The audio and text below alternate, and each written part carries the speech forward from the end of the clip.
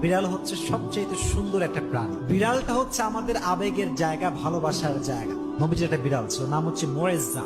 নাম কি? মুয়েজ্জা। একটা হাদিসে এসেছে, অবাক করা হাদিস। দেখেন, নবীজি একবার ঘরে প্রবেশ করলেন, নবীজির জামা রাখা আছে।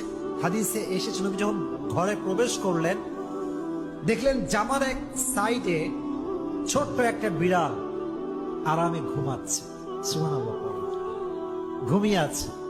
নবী যখন আসলেন, তিনি চাইলে ডাকতে পারতেন যে বিড়াল ওঠো, আমার নামাজের সময় হয়ে গেছে, আমার জামা আমাকে দাও।